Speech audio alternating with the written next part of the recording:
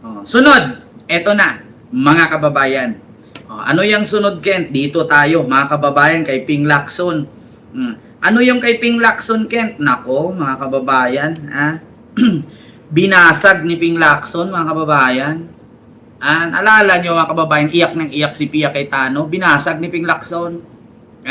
Ipakita ko muna dito, mga kababayan, kung paano umiyak si Pia, ha. Alam ko na panood yun na eh. Pero ipapanood ko pa rin sa inyo kasi mahirap naman mag-react ng walang video. Kasi bantayan ninyong mabuti yung mukha. Ito, Pia Cayetano. Crying. You serve my right. Ito. Make the proper rate. Tuloy-tuloy. Siguro po, para sa inyong mga wala dito. Pero para sa amin na nandito, napakaraming nangyari. Takot na takot po ako na kailangan ko na magpaalam sa mga anak ko. At yung staff ko, 2 pintuan ang pagitan ko sa putukan. Yung staff ko na si Claire, na 12 years na sa akin, nandun siya sa labas. She has a 12-year-old son. Kinuwento niya sa akin later na tumatakbo siya, hindi niya alam kung saan siya pupunta. Kaya para sabihin niyo na walang nangyari. Napakasakit para sa amin lahat na nandito. And Actress. Best supporting actress. Di ba? Di ba may actress? Best supporting actress. Kita nyo umiiyak si Pia.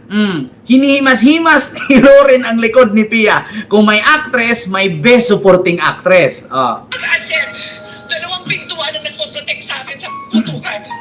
Pero yung media, yung Senate staff, yung hindi naman makauwi dahil sila ang security, sila ang elevator, women and boys natin, nandoon po sila. So dear colleagues, Alam niyo mga kababayan, inaantay ko si Pia Cayetano mag-walling. Yung sasabihin niya, nandyan kayo kasi nandito ako. Wala ako dyan kasi nandito ako. Nandun ako kasi nandyan kayo. Tapos mag-walling ganun, no? Inaantay ko yun, kaso lang lumalapit si Loren eh. Poong Pia Cayetano. Poong Pia Cayetano. Kung may best actress, may best supporting actress, nasa likod, humihimas-himas. Sabi niya, dahan-dahan, yung lamig. Tapos habang umiiyak si Pia, nautot, kaya umatras si Loren.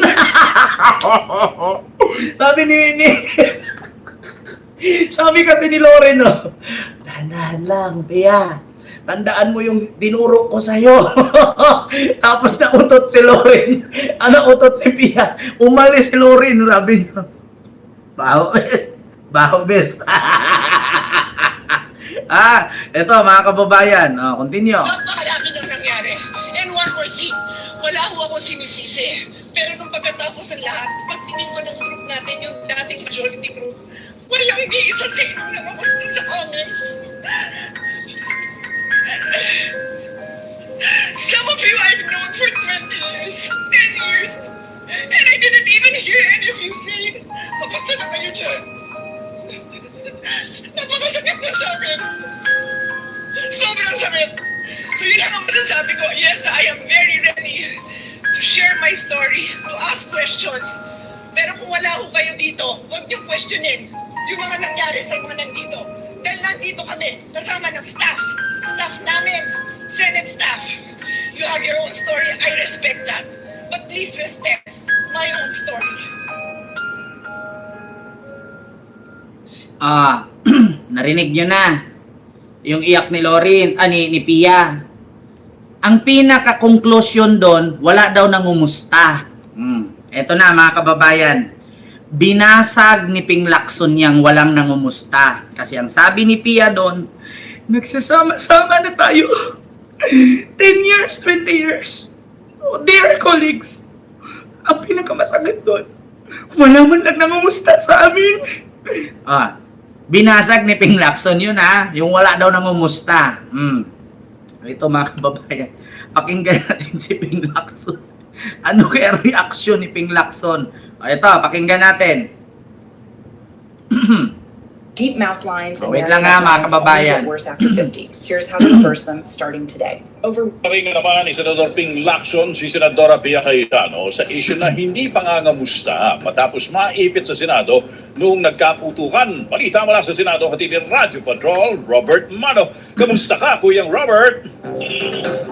Kasi may pinatari nga si Senator Panfilo Lacson si Senator Pia Cayetano na umiyak kahapon sa plenaryo kasunod ng pag-ungkat na nangyaring parilan noong May 13 matapos hindi raw kumustahin ng mga minority senator ang mga majority senator na naipit sa loob ng Senate building sa kanyang post sa Ex account.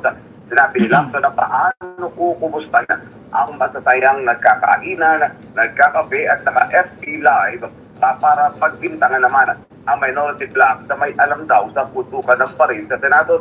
Oh, di ba? Yan ang sabi, mga kababayan, ni Senator Ping Lacson. Paano daw niya kukumustahin yung mga senador na naipit sa putukan kung wala man lang nangumusta sa amin? Sabi ni Pia. Sabi ni Ping Lacson, paano mo ba naman kumustahin kung masasayang nagkakainan? Nagkakape at nag-FB Live para pagbintangan ang minority bloc na may alam daw sa putukan ng baril sa Senado, 'di ba, nasunog. Binasag ni Ping Lacson.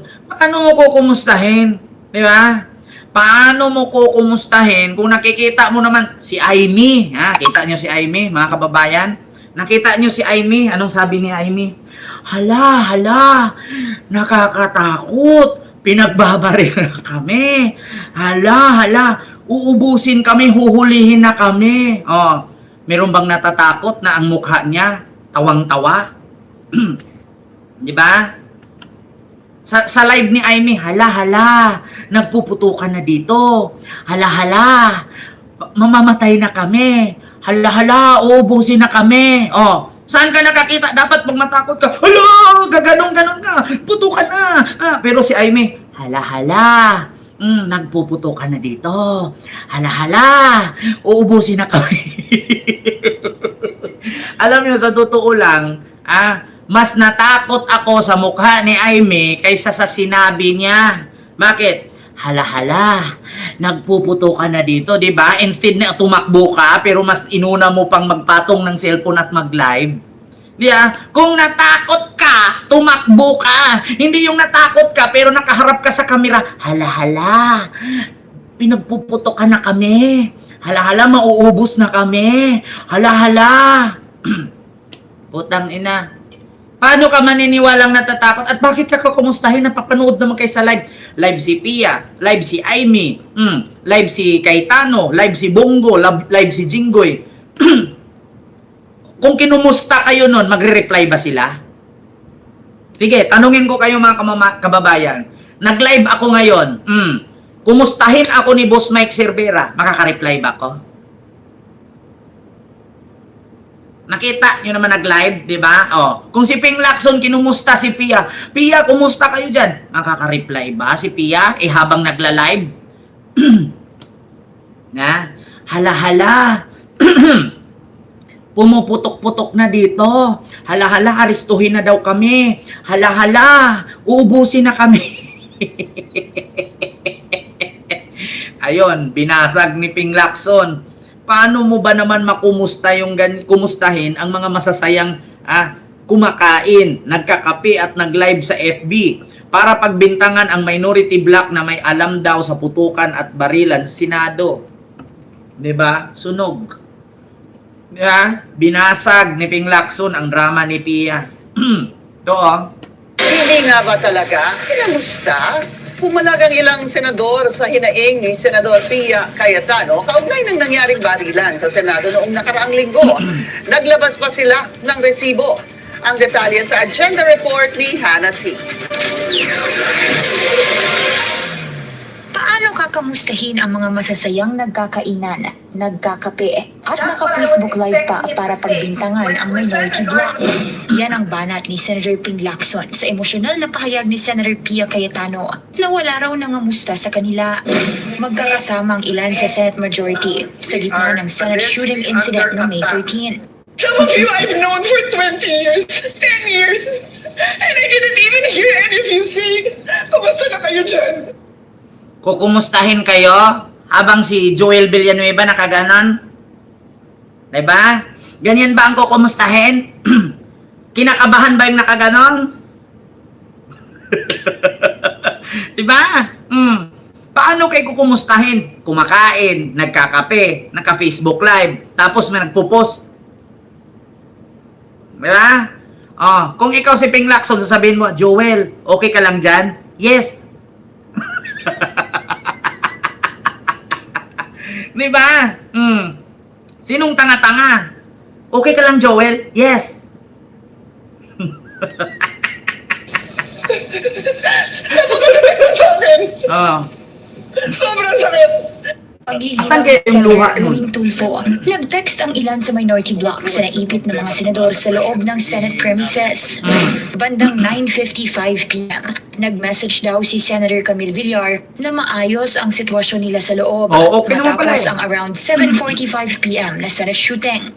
Sumunod na ang mga mensahe ni na Senators Win Gatchalian, Mig Zubiri, Erwin Tulfo at Bam Aquino. Wala rin po siguro nagsabi sa kanya, oy, Sen. Pia, meron naman, in fairness, yung mga minority natin nag-text sila. Baka nakalimot lang ako. Dapat ay magkakasama ang lahat ng mga senador sa isang caucus bago ang nangyaring barilan. Pero bigla raw ipinagbigay alam na majority senators na lang ang magpupulong kaugnay ng reorganization ng Senado. Oh, ayan naman pala eh. 'Di ba? Pagkatapos daw ng caucus, pinagbigay alam ni Cayetano na puro na lang majority ang magpulong para sa mga assignment nila. So, kung minority ka, ba't magtagal ka pa dun? E di umuwi ka na. Ganun yun. Pinagbigay naman alam pala eh, na sila na lang ang mag-meeting. So, tapos na ang caucus, tapos na ang session, umuwi na kayo, kami na lang dito, mga majority group. Kasi bakit? Pagplanuhan muna namin paano itakas si bato at paano paputukin ang barel. 'Di ba? Una ng araw ipinagbigay alam na majority senator dapat ay magkakasama ang lahat ng mga senador sa isang caucus bago ang nangyaring barilan. Pero bigla raw ipinagbigay alam na majority senators na lang ang magpupulong kaugnay ng reorganization ng Senado.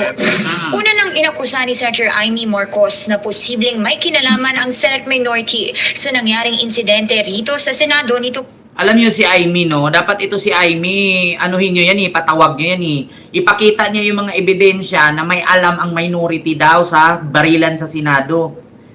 Ito si Amy, puro cheese. Ito lang yung bukod tanging senador na binuto ng awa ng mga butante para manalo siya. No, awa naman yun talaga. Bakit?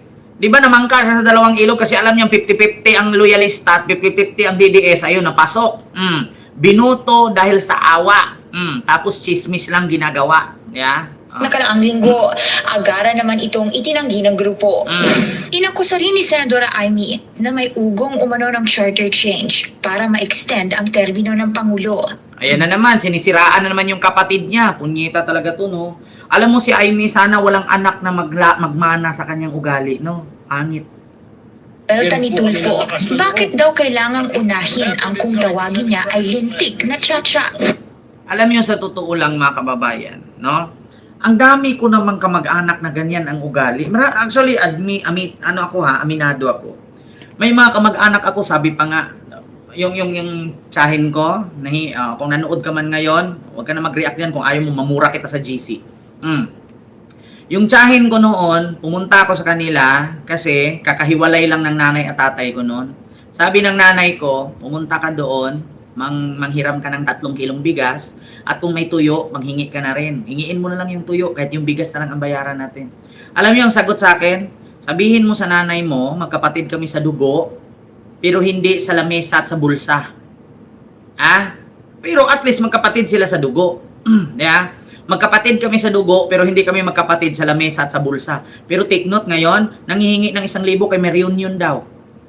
Ni-message sa nanay ko. Sabi sa akin, Dung, magbigay daw tayo 1,000 kasi reunion daw sa mga pamilya natin. May pamilya pa ba yan sila? Yan po kay mama. Andito mama ko ngayon, nandito.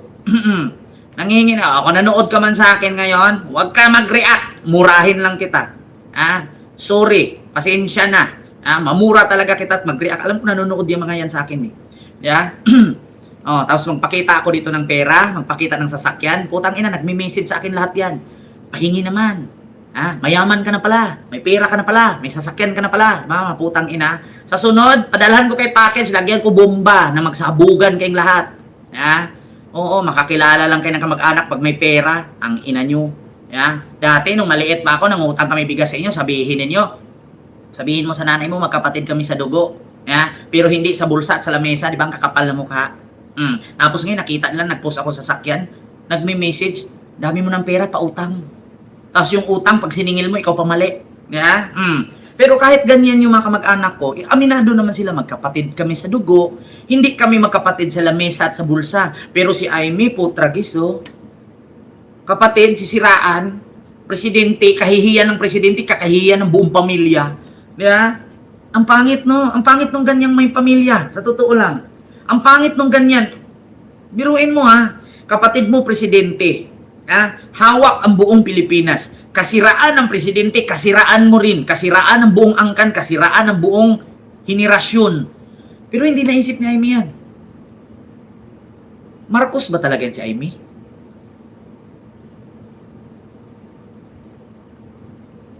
Diba? Alam mo, sa totoo lang mga kababayan, ganito yan. Simula nung nag-post ako na may Mustang ako, alam niyo, dumami ka mag-anak ko. Hindi ko nga kilala yung iba eh. Merong mga taga Sikihor, may mga taga Usamis, may mga taga Dilsur, may mga taga Pagadian, may mga taga Sambuanga. Kaya sabi ko, Ma, kilala mo ba itong mga to? Oo, mga kamag-anak natin yan. Aba, Ma, ngayon lang ako nakilala nung nag-post ako ng Mustang. Pero putang ina man noon. Hindi nga tayo ma-message, kumusta na kayo? Nakapag-aral ba kayo? Nakagraduate ka na ba ng high school? O nakapag-college ka ba? May pang-matrikula ka ba? Saan ka ngayon nakatira? Putang ina, walang ganyan, Totoo yan. Totoo yan, mga kababayan. At I'm sure na hindi lang ako ang ganyan. Kaya sa totoo lang mga kababayan, pag yumaman kayo, wag na kayong mag-add ng friend na kamag-anak nyo. Kasi bakit? Ipi-friend kayo niyan kasi may mapapala sila. Pero pag mahirap kayo, nako, sasabihin niya, bahala kayo, kumain ka ng hangin dyan, tumain ng utot. Di ba? Totoo talaga yan, mga kababayan. Ako, 150% experience ko yan. Pag may pera ka na, nakilala ka. Pag wala kang pera, putang ina mo, sino ka? Ganun sila. O kaya ako ngayon, yung mga kamag-anak ko, umiyak kayo ng dugo, gumapang kayo sa hirap, mabulok kayo. Ganun ako. Di bali nang magalit ang Panginoon sa akin. Isa lang ang sasabihin ko ng Panginoon. This is my life. Hindi nila ako tinulungan kung paano ko narating ang buhay kong ito ngayon. Bahala sila sa buhay nila. Kasi alam niyo, sa totoo lang mga kababayan, ganito yan eh. Yung nanay ko noon habang nasa abroad pa yan, lahat ng sinasahod niyan, binigay sa kapatid, sa pamangkin. Alam niyo, binigay na ni mama yung buong kaliwang kamay niya. Gusto pang kunin yung kanan. Paano naman kaming mga anak? Kung binigay mo na yung kaliwa, kukunin pa yung kanan. At ito pa ang masakit, mga kababayan, sa mga kamag-anak. Pag nakita nilang nasa abroad ka, porkit inabutan mo ng inabutan, hindi nagsisikap kasi may abroad. Paano kung matigil at mapagod yung nasa abroad? Ano ang buhay nila? Kaya ako, advice ko sa mga nanonood sa aking nasa abroad, pag may kamag-anak kayong mahirap sa probinsya, huwag niyong tulungan. Una, kapag tinulungan mo yan, aasa't aasa yan. Hindi magtatrabaho yan kasi may kamag-anak nasa abroad. Ang gawin ninyo, pag nag-abroad ka, magpalaki ka ng bahay. Gastusan mo yung sarili mo. Gumawa ka ng bahay, magbili ka ng lupa, magpatayo ka ng bahay, bakuran mo lagpas bubong. Bakuran mo lagpas bubong, magtanim ka ng maraming malunggay sa harap. Tapos pag nanghingi yan, sabihin mo, magdala ka pati puno. Itusok mo doon para hindi ka pabalik-balik.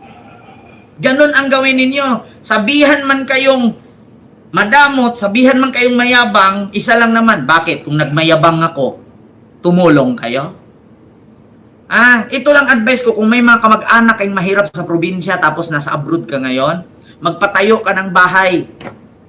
Yung bakod, lagpas bubong. Yung gate mo, walang butas. Tapos magtanim ka ng maraming malunggay sa harap. Kasi ang style, pahingi ng malunggay. Araw-araw kang balikan yan hanggang sa mapansin. Kaya pag nakita mo, sabihin mo, putulin mo yung isang puno, itusok mo sa harapan ng bahay mo para di ka pabalik-balik dito. Ang meaning niyan, hindi araw-araw kumuha doon. Magtanim ka para may sarili ka. Di ba? Pero kay Aimee, walang ganyan. Wala siyang pake na masira si BBM. Wala siyang pake na masira ang anak, apo at asawa ni BBM basta siya maligtas. Ang tawag dyan, hindi ka totoong Marcos. Lacson ka. yun. Yeah. Alam niyo, sa totoo lang mga kababayan, ang totoong kamag-anak, di bali na kahit gaano kasama yung kamag-anak mo, kilalanin mo pa rin. Pero si Aimee, kinalimutan ang lahat. Hindi ko lang din alam kung si Aimee may Alzheimer. Di ba? Yung sinabi ko sa inyo mga kababayan, totoo yan. Kapag nasa abroad ka, kumita ka ng malaki, huwag kang kumilala ng kamag-anak.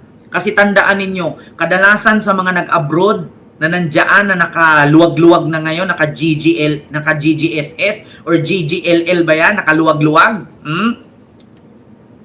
Alam nyo, ang pinagdaanan nyo, yung iba, nagbibenta ng kalabaw para makabayad ng placement fee. Yung iba, nagbibenta ng lupa, sinangla yung lupa para makakuha ng passport at makapasok. Diba? Tapos, nung panahong nag-abroad ka, walang kamag-anak, ito 5,000, pangdagdag mo. Ito 5,000, pangpunta mo sa Maynila. Walang ganyan. Kadalasan sa mga OFW yung nag-abroad, walang kamag-anak yan. Pero pag nasa abroad na, tapos nakita nung kapitbahay mong kamag-anak na may package ka, putang ina, kulang lang sindihan yung bubong mo para masunog sa sobrang inggit. Di ba? Totoo yan, mga kababayan. Panahon nang nag-abroad ka, wala kang kamag-anak. Nabenta mo na yung motor, nabenta mo na yung lupa, nasangla mo na sa bangko, pati kalabaw. Walang kamag-anak. Pero kung nakapundar ka na ng bahay, lupa, sasakyan, may package ka na monthly or yearly padala, putang ina, dami mo kamag-anak. Tapos, pag uwi mo, sasabihin pa yan, ito lang, 5 taong ka doon sa abroad, sabon lang. 10 taon ka sa abroad, spam. Sila na nga binigyan, sila pa nagreklamo, di ba? Kaya pag kayo may kamag-anak, huwag niyong bigyan. Kunwari lang yan, mabait sa harapan. Pagtalikod yan, tagal-tagal sa abroad, spam lang. Tagal-tagal sa abroad, toothpaste. Tagal-tagal sa abroad, James, sabon na Lux, chocolate na Toblerone. Di ba? Ganun yan, mga kababayan. Kaya ganyan si Aimee. Diba? So alam nyo na, mga kababayan, drama ni Pia. Diba? Binasag ni Ping Lacson. Paano ka ba naman kumustahin kung nakikita kayong ang saya ng kumain, naka-FB live? Napakasinungaling, di ba? Yan, mga kababayan. So, yun lang, mga kababayan. Maraming salamat po.